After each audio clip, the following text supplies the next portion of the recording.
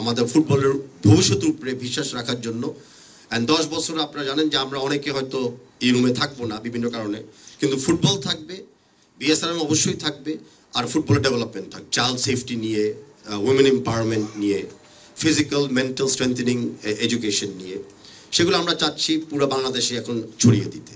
10 বছরে আমরা চেষ্টা করব প্রতি বছরে একটা ক্যালেন্ডার করতে, যে সেই বছরে আমরা কি কি অ্যাক্টিভিটি করব, সেই অ্যাক্টিভিটিটা কি ইম্প্যাক্ট ফেলবে ফুটবলে এবং আমাদের সমাজে। খুশির সাথে বলতে চাচ্ছি যে আমরা আমাদের যে নবনির্বাচিত কমিটি 1 বছর শেষ করেছে, আর আমাদের প্রথম খ্রিস্টান ক্যালেন্ডার আমরা 1 বছর শেষ করতে যাচ্ছি।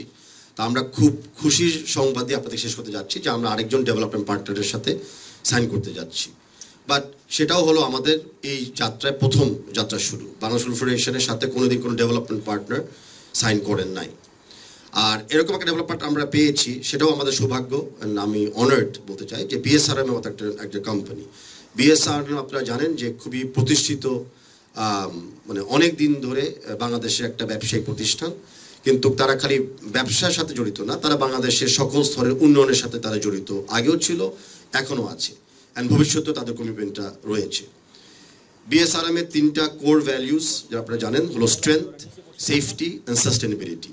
এই 3টা কোর ভ্যালু আমি মনে করি বিএফএফও শেয়ার করে তাদের সাথে, এই ভ্যালু, এই কোর ভ্যালুর ভিতরে আমরাও চাই যে ফুটবল ফেডারেশনের মাধ্যমে বাংলাদেশে স্ট্রেংথ গড়ে তুলুক, সেফটিনেস অ্যাওয়ারনেসটা গড়ে তুলতে পারি, এবং সাস্টেনেবিলিটি আমরা করতে পারি আমাদের প্লেয়ারদের এবং খেলার মান উন্নয়নে। ডেভেলপমেন্ট পার্টনারদের সাথে আমরা কি করতে চাচ্ছি? 10 বছরে আমরা চেষ্টা করব প্রতি বছরে একটা ক্যালেন্ডার করতে, যে সেই বছরে আমরা কি কি অ্যাক্টিভিটি করব, সেই অ্যাক্টিভিটিটা কি ইম্প্যাক্ট ফেলবে ফুটবলে এবং আমাদের সমাজে। সেই অ্যাক্টিভিটিটা এগ্রিড করলে আমরা ইমপ্লিমেন্টেশনে চলে যাব। আপনারা জানেন আমাদের কিছু অলরেডি চলমান অ্যাক্টিভিটি আছে, চাইল্ড সেফটি নিয়ে, উইমেন এম্পাওয়ারমেন্ট নিয়ে, ফিজিক্যাল মেন্টাল স্ট্রেংথেনিং এডুকেশন নিয়ে, সেগুলো আমরা চাচ্ছি পুরো বাংলাদেশে এখন ছড়িয়ে দিতে। আমাদের পাইপলাইন স্ট্রেংথ করতে চাচ্ছি আমরা। গ্রাসরুটসে অনেক কোচ এডুকেশন গত 1 বছর আমরা করেছি, অনেক লাইসেন্সধারী কোচ আমরা প্রডিউস করেছি।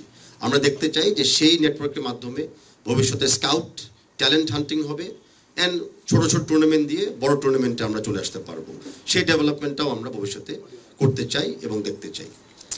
আমাদের কিছু কিছু ক্ষেত্রে কিন্তু উৎসাহ দিতে হবে ডেভেলপমেন্ট অফ দ্য ইনফ্রাস্ট্রাকচারে। সেটা সরকারের সাথে আমরা বসবো, স্থানীয় যদি কোনো এনজিও বা এন্টারপ্রেনিউর থাকে তাদের সাথে আমরা বসবো, সেই সব ওয়ার্কশপ, কোর্স, কাউন্সিলিংও আমরা ডেভেলপমেন্টের অংশগ্রহণ করতে চাই, যেন ওনারাও বুঝে তো ওদের নিজ নিজ এলাকাতে মাঠ বা খেলার স্থানগুলো কিভাবে ভালোভাবে রক্ষা করতে হয় এবং একটা মান সম্পূর্ণ জায়গায় রাখতে হয়।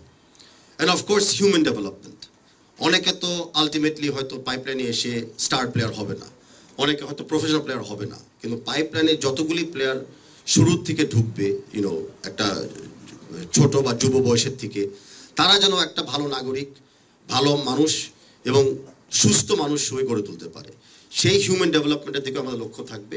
অ্যান্ড আমরা বিশ্বাস করি যে বিএসআরএম এর যে অন্য অন্য সেক্টরে ওনার যে এক্সপিরিয়েন্স আছে এরকম কাজ করতে, যে ডেভেলপমেন্ট অফ হিউম্যান বিহেভিয়ার করতে যায়, সেটা তো আমরা কাজে লাগাতে পারবো যৌথভাবে। তো আবার আপনাদেরকে আমি ধন্যবাদ জানাচ্ছি। অফকোর্স আমি বিএসআরএমকে ধন্যবাদ জানাচ্ছি এরকম একটা উদ্যোগ নেওয়ার জন্য, আমাদের ফুটবলের ভবিষ্যতের উপরে বিশ্বাস রাখার জন্য। অ্যান্ড 10 বছর আপনারা জানেন যে আমরা অনেকে হয়তো এই রুমে থাকবো না বিভিন্ন কারণে, কিন্তু ফুটবল থাকবে, বিএসআরএম অবশ্যই থাকবে, আর ফুটবলের ডেভেলপমেন্ট থাকবে। সো এগেন সবাইকে ধন্যবাদ, বিশেষ করে ধন্যবাদ জানাচ্ছি আমি মিডিয়া ভাই বোনদেরকে। Thank you.